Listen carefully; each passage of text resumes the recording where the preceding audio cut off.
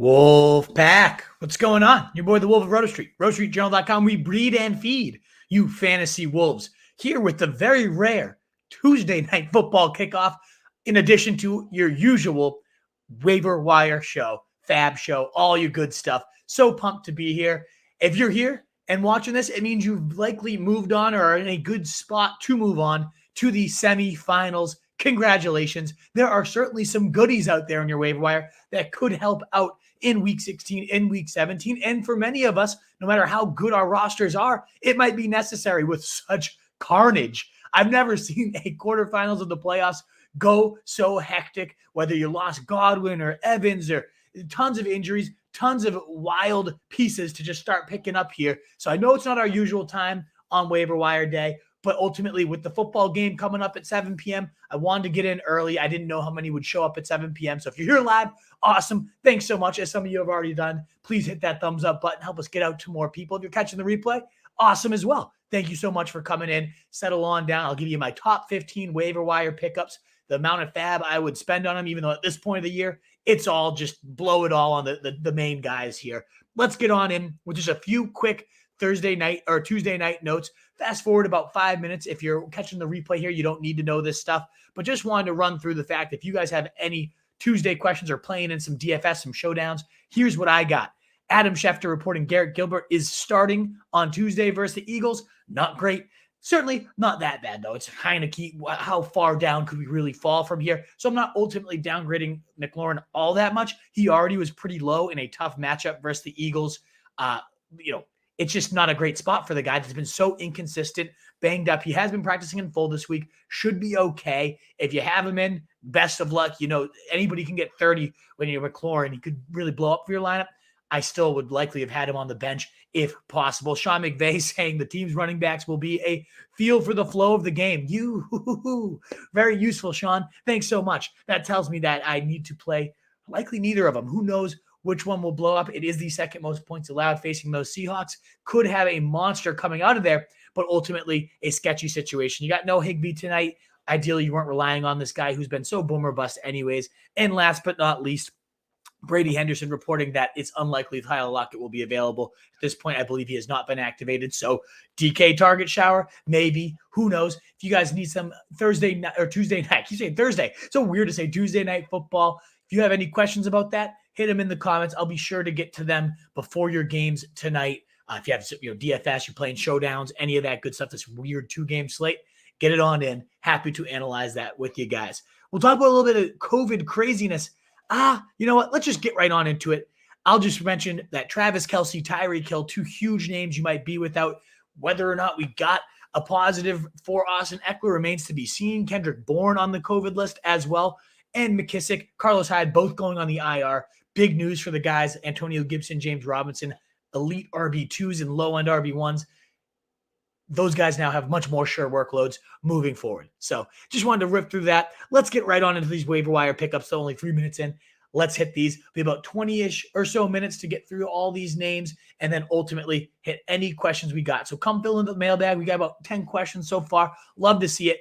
Get anything you need for week 16 on in Wolfpack. And happy holidays, of course, to you and yours while you're out there. Ronald Jones has to be the number one pickup on every single waiver wire list at only 36% rostered. He's worth spending every single penny you got. Leonard Fournette is expected to miss at least a game or two.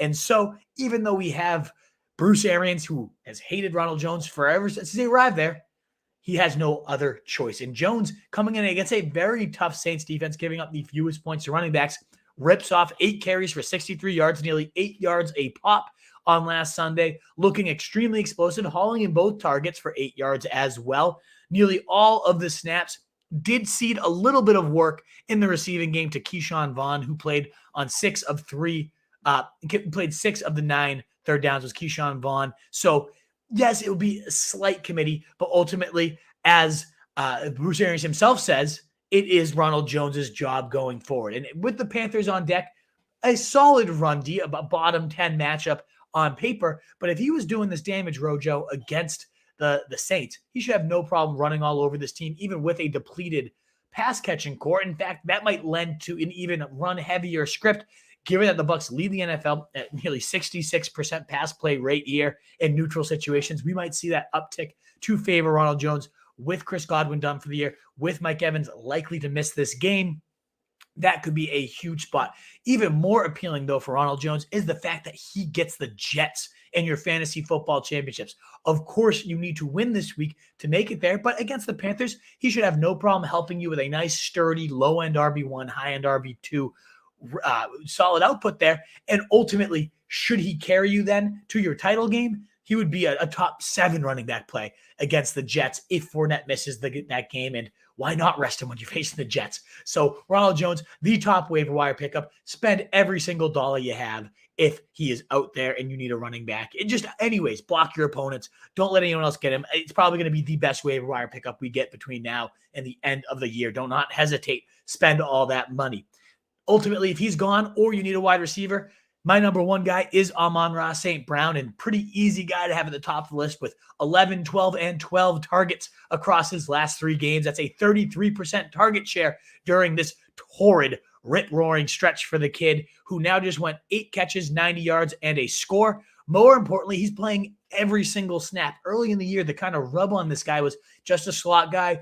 He's only going to play in 3 wide receiver sets, but not this last couple weeks. He's been the main guy in every set, but including 2 wide receiver sets, actually moving to the backfield, getting a nice leak touchdown where that Cooper Kupp style route and usage. We keep hearing Goff compare him to Cooper Kupp. I know he's not that level of talent, at least not yet, but we're seeing him use in that type of voluminous role, out of the slot, out wide, going in the running back position, moving all over the place. He even got a handoff his last game. He has seen now 31, 32, and 42% target share across his last 3 games, finishing as the wide receiver 6, 26, and 5 in that span. A top 5 receiver across his last 3 weeks in fantasy. Could continue the good times rolling. The one rub on him, the one note you have to make is that we ultimately have Goff on the COVID list right now. This would be a huge hit to his value, making the next guy on this list potentially even more valuable. That's Gabriel Davis at 19% rostered. I similarly would pay about 40% if I need a receiver. Again, this is the time of year. It's like I like to give FAAB advice, but ultimately just pay it all, right? We can't carry it with us. Who knows how much it's going to take? Most of us are down to our last few dollars anyways. Just toss it all out there to make sure you get one of these top 3 guys in Ronald Jones, St. Brown, or Gabriel Davis playing 63, a team high, 63 receiver snaps, more than Stephon Diggs, equal routes run, more than Cole Beasley, and more targets, 7, a team high. What did he do with those 7 targets? Made plays like the kid always does, putting up over 20 fantasy points, 2 touchdowns, 25.5 in PPR, more than Stephon Diggs in all but 1 game so far this year. 7 touchdowns as a rookie last year. It just makes you wonder, why does he not get more usage when everyone's healthy anyways? But Emmanuel Sanders missing the game and probably likely to miss another one. Why rush the kid back this point when you have Gabriel Davis making play after play? An unbelievable effort for this guy. He has all the makings of that stretch run league winner, and unlike Amon-Ra St. Brown, does not have any quarterback questions. Goff obviously has questions of his own, but if you're going down to David Blau or whoever the fuck is behind him, who knows?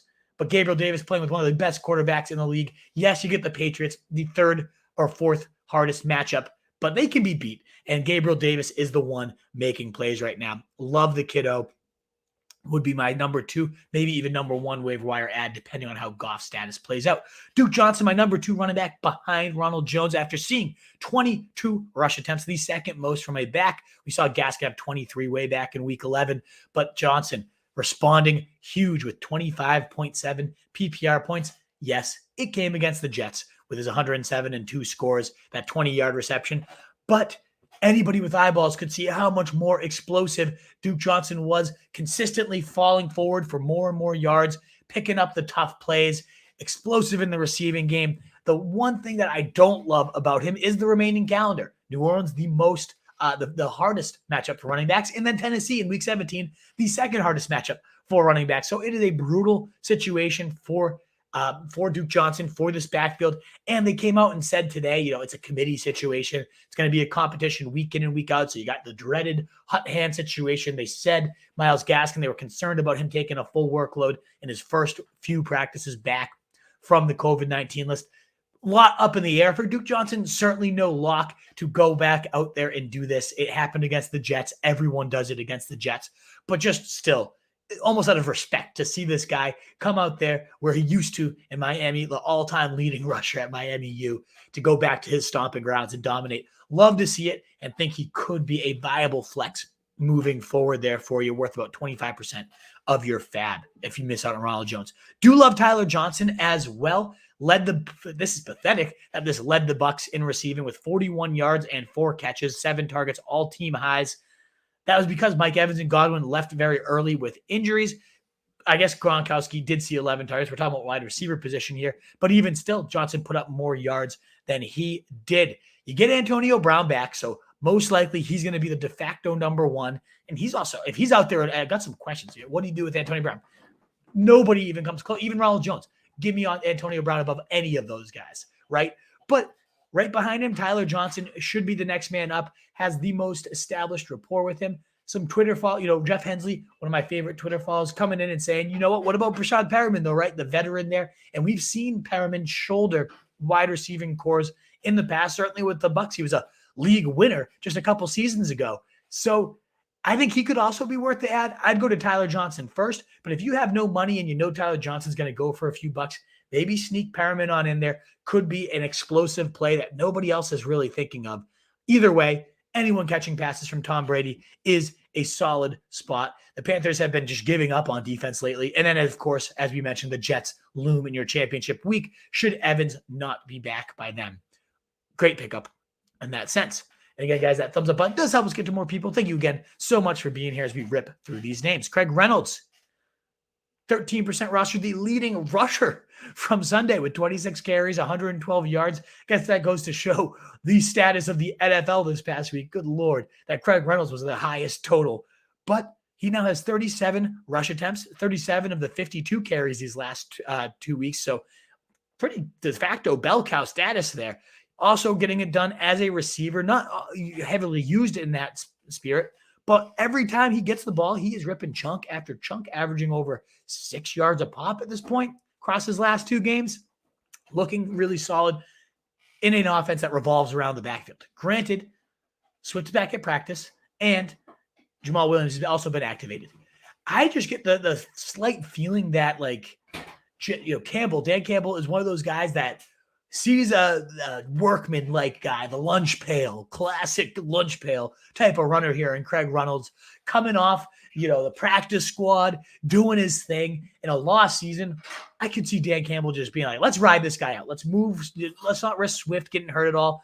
Jamal Williams, you douche, get out of here. Let's ride this Reynolds boy to the rest of the season. I could see Dan Campbell doing something of that nature. So unlikely, and that's why you got to bid cautiously. That's why he's only 6 on the list. But with Atlanta, 9th most points allowed, Seattle, the 2nd most points allowed to running backs across his last 2 weeks. Should Reynolds hold this roll down, he's in a great spot to be a league winner. So huge upside, definitely a minimal floor, but especially if you're with a team that doesn't necessarily need it, but could use a running back getting 20 carries, that upside exists with Craig Reynolds.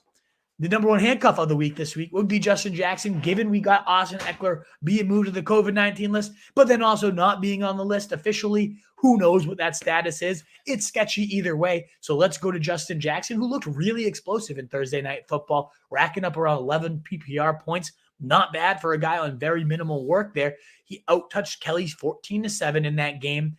We did see Kelly get more of the goal line work inside the 10, 2 carries there. Got stuffed on both of them, though. And ultimately, Jackson's seen 9 red zone handoffs, 4 inside the 10 across the last 2 games. So it's not like he is defunct there at the stripe. I think he would be the number one running back by a mile should he be out. We'd see about a 65-35 type of split is my opinion of how this would all unfold. So Justin Jackson, the top handcuff of the week, and it's all going to be coming against Houston should Eckler be ruled out. League winning upside in that case. So definitely worth a stab. And certainly, if Tyler Johnson, you don't need a wide receiver to put in your lineup, much more upside exists with Justin Jackson as a viable flex. Now, I had Marquez Valdes-Scantling when I prepped the show at my number 8 spot. And of course, as we log in, he's now on the COVID list. What a chaotic fantasy playoffs. I've never seen anything like this. Even last year was less just wild down the stretch. Ultimately, we got Valdes-Scantling, 41% rostered. Still probably worth putting on there with the new protocols. If he's vaccinated, he could be out there. But, at this point, that's far from a guarantee. He did break out against the Ravens, as we predicted. The most 20-plus yard and 40-yard receptions had been surrendered by Baltimore and fit Valdes-Scantling to perfection as he finished as a top 10 wide receiver going, what did he end up having with? It was 8.4 yards per target, 32.5% of their air yards these last few weeks, 31 targets in the last 4 weeks after only seeing 20 to begin the year. So we're seeing a solid usage rate here out of Marquez Valdes-Scantling, but am I wasting my breath? Because the guy might just be out with COVID, in which case you got Lazard, who's only 9% rostered, coming off a dud, but ultimately did see 2 end zone targets, didn't end up turning them into anything, but you like to see that type of usage, and had 75 yards and a touchdown in week 14, just a couple weeks ago, without Marquez Valdes-Scantling in the lineup. So should MBS miss this game, Lazard, a guy that's getting no real buzz or press right now, but could be in that de facto number 2 role in an offense with Aaron Rodgers just surging right now. Playing out the toe injury just so he could blow off the doors. I don't know what's happening there, but either way, Lazard would also be in line for some decent work. Samaje Perine might belong higher on this list. A lot of people commenting on my Twitter post at Road Street Wolf that I was too low on Samaje Perine, 13% rostered at only number 9 on this list. We do have Joe Mixon, a little unclear. Left the game with an ankle sprain, but Zach Taylor described it as encouraging. That's not usually the words you'd use for a guy about to miss the game, right? But still, Perine did rack up 75 yards and a touchdown the last time he played with a reduced role Mixon in week 5. Very solid usage there. He's out-carried Chris Evans 54-9. This is the definition, if Mixon was going to miss the game, he has nearly 20 carries per game, 18.5 per game. This is the type of handcuff you want, a guy that would step right into a near every down back role. So with a lingering ankle is concerned, with a decent schedule here down the stretch for Perine, and he's thrived in the past with workhorse volume. When he's seen 12-plus touches, he's averaged nearly 15 points per game dating back to last season. Got a solid nose for the end zone. No special talent here, no. But he gets forward. He can catch. He can do it all. So you'd be looking at a potential bell cow back if Mixon missed this week or any week moving forward, making Perine a viable roster option. At number 10 on my list is Rashod Bateman, 41% rostered. Why would you want a guy that's off of 1 catch for 5 yards, Wolf? Well, because he is just so damn talented. That is why. Every time he gets used, he puts up numbers. Look back to just 2 weeks ago. 8 targets, 7 catches, 103. Finally saw a nice 20% target share. Very frustrating that we don't see more steady usage with Marquise Brown and Mark Andrews commanding nearly 70% of the Ravens' targets last week. Still, at some point, Bateman, we saw it last week. He has all the upside in the world to blow up. Not a brutal matchup with Watkins on the COVID list. We could see Bateman being a quality wide receiver 3 here on out. It's just a bet on talent at this point that he could come through. Justin Fields, if you need a quarterback, the guy's gotten it done these last few weeks. 285 and a touchdown. That was with Matt Nagy calling plays. Just horrendous, garbage play calling all night long. Hopefully Bill Lazor is back from the COVID list next week because we've seen Justin Fields averaging over 70 yards per game on the ground. The Konami upside we've been clamoring for all year after averaging only 20 yards per game on the ground when Matt Nagy called plays. When Bill Lazor took over, he has gone bananas. Over 20 fantasy points in 3 of his last 4 full starts. The guy has upsides. He's got a decent matchup here with Seattle coming up. So if you need a quarterback streamer, this would be your guy. The only other option I would consider, he's the only QB I have on my list right now. The only other guy I would consider is Huntley if you have Lamar Jackson and you need that direct one-to-one backup, because we just saw 35 fantasy points from Huntley, 2 scores in the air, 2 scores on the ground. The guy is good. I really like Tyler Huntley. So if I had Lamar Jackson, I'm looking for a QB replacement, I would just pick up my backup directly, not worry about Fields or Garoppolo or any of these streamers. I would go straight to the Huntley well if that's who I'm trying to replace. Cole Kmet, my number 1 tight end of the week. He has seen 11, 7, 5, and 9 targets across the last 4 weeks. That's a healthy, well above 20% target share in this offense. He's done not a whole ton with it, but we saw last night, 6 catches, 71 yards, solid full PPR and half PPR bet at a tight end position with minimal scrappies out there. 24% rostered, by far the best option for volume that you could find on your waiver wire.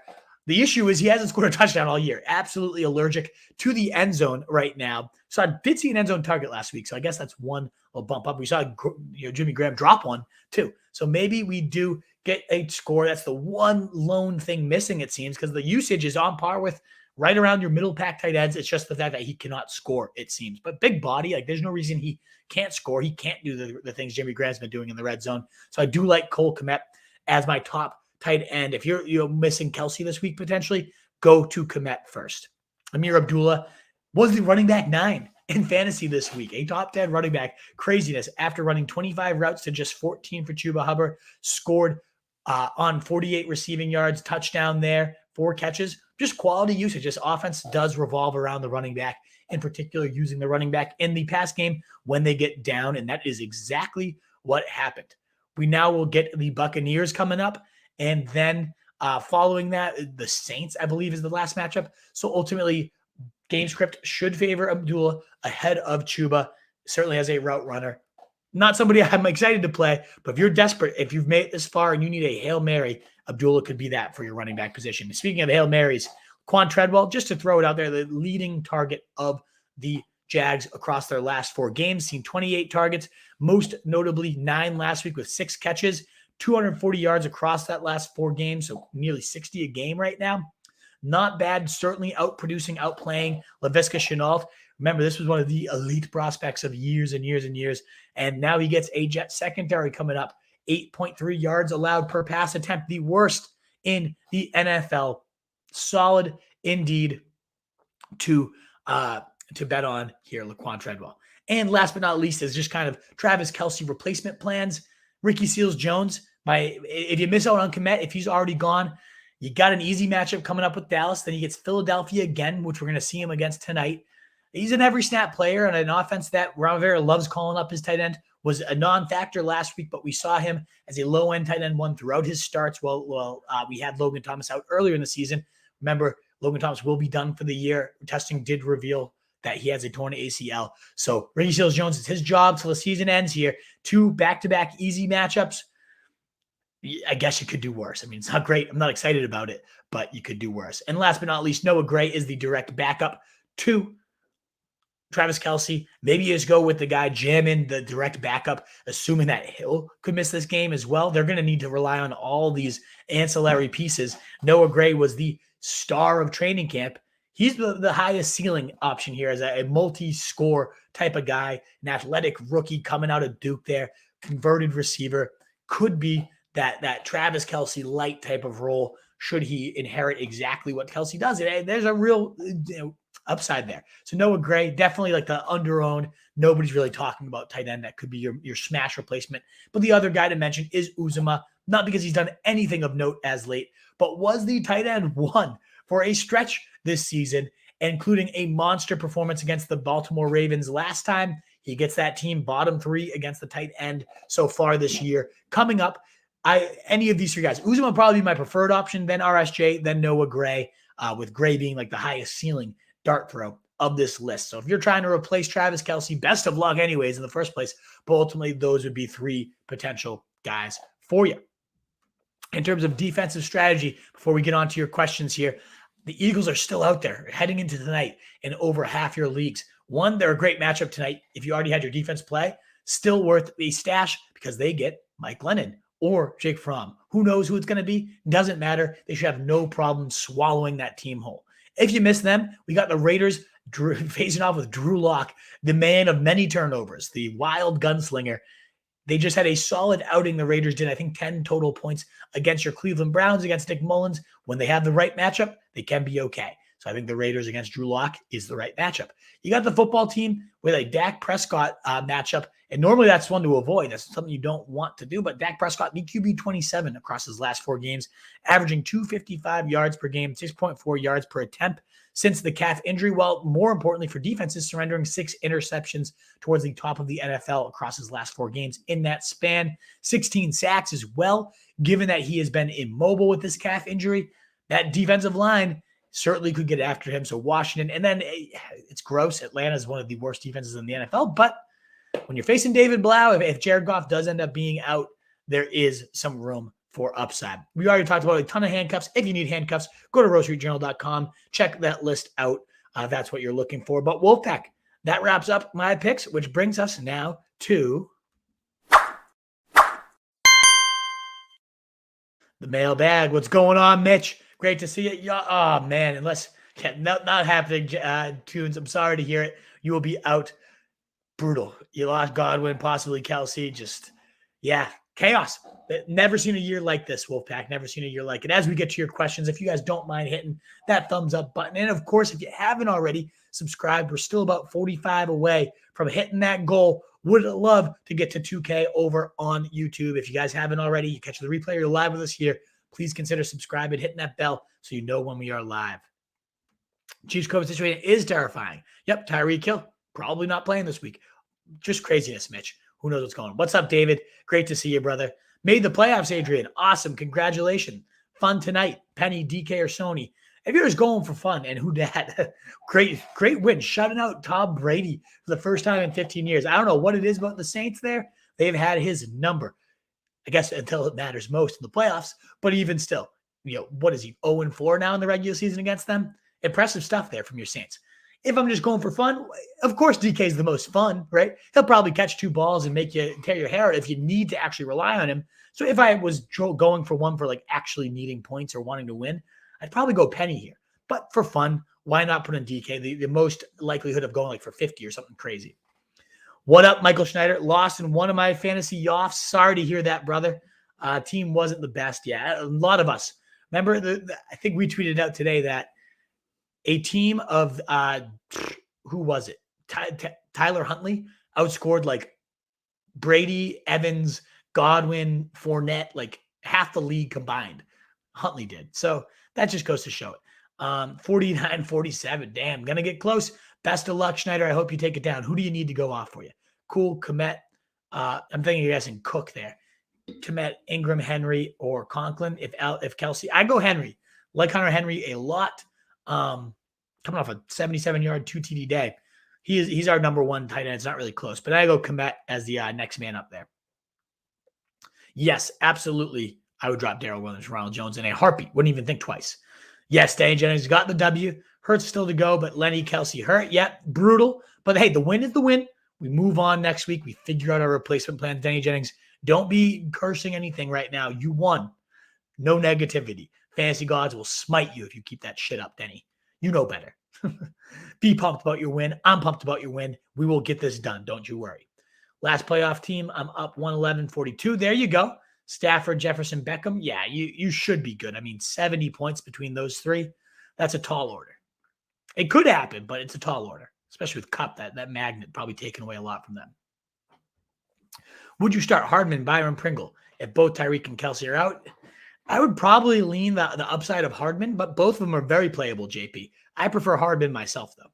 Sanders will find the end zone? I mean, maybe. Was it 140 touches without finding the end zone? The most in the NFL by like 60?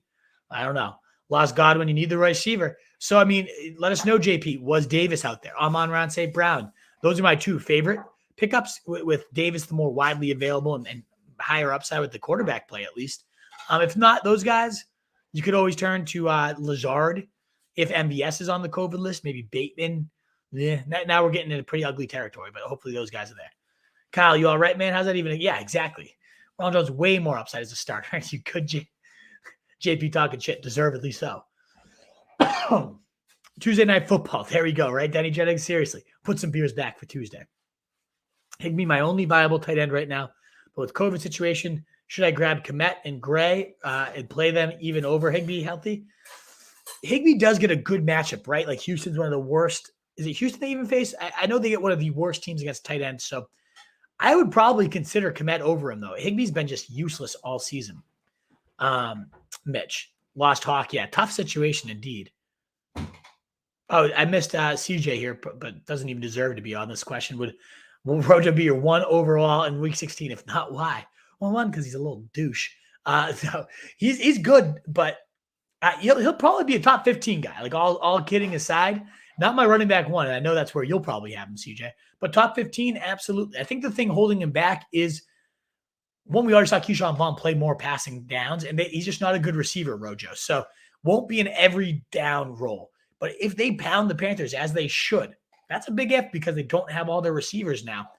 He should be doing a lot of clock killing. So I do think Ronald Jones is a viable low-end RB1 for sure. In a right matchup, he would have the RB1 match, like upside, should he be the lead guy coming in against the Jets here. Down 40 with Hurts and Kupp to go. Up 40 not only with Kupp and Sony versus Hurts, Henderson, and Everett. Let's go. Benny, you got a lot to, 40 seems like a lot of ground. Kupp might do that himself. And Jalen Hurts certainly has had his 20-plus point days. So I think you're right at about a 60, 65% chance to win that one. And then the other one, I mean, come on, you're up by 40 with those guys. Like, you're going to smoke that. So, well done. So funny when you say Jared Goff quick. I keep thinking you're calling him Jerk Off. Jerk Off, Jared Goff, Jared Goff. I can hear that now that you say that. Yes, indeed, a jerk off. But also, 7-1 historically against the Cardinals, just owns them. What a win by Jerk Off. But yeah, that was beautiful to see. Don't mean to call a champion like that a jerk off. He crushed it. And Wolfpack, please consider that thumbs up button. Continue to help us grow. Continue to help us get to more people. Would be so appreciated. Bye for Patty Sullivan. Injury's going to hurt. Yeah, that's the worst, Pat, is when you have the bye week and then ultimately just nothing but carnage, right? You couldn't win and you just leave worse than you started without anything happening there. So you're welcome for all the advice. I appreciate that somebody finds me funny. Very few people out there, but I'm glad you're one of them. Pumped. Denny Jennings, the locker room's loud and proud. Let's go, baby. Let's go indeed. Very loud and proud. My locker room's trending in the absolute best way. I avoided mostly the injuries. Mike Evans was banged up for me. I have Gabriel Davis right there in the wings, proven coach who deserves to be put in. Let's go. Jeremiah Moore needs 16 from Scary Terry and Gibson. I think you're in a really good spot. Never mind the fact that you got your boy on the way. I love it, Jeremiah. Prayers up for a healthy, speedy, great delivery for you. Best of luck to you guys. Is this your first kiddo in parenthood, man? Congratulations, though. So exciting. I remember you told me the name the other day. Is it like Tyler? I think Tyler might have been the middle name. Matthew Tyler Moore. Was that what it was? Remind me what it was. I remember liking the name a lot. But congratulations, Jeremiah. Such exciting stuff. Lost Godwin. Sorry to hear it, Ben. But you did stash Ronald. Good stuff. Yeah, this is – I don't know what I did to the fantasy gods, but yield. Seriously. Lay down your arms. Please, no more. Fingers crossed Kelce will play. We haven't seen it happen yet, but with the new rules, he is vaccinated. So if he's asymptomatic and tests negative, we could be okay there. Everything is good. Just a slow process. Good to hear. Matthew Douglas. That's what it was. Matthew Douglas Moore.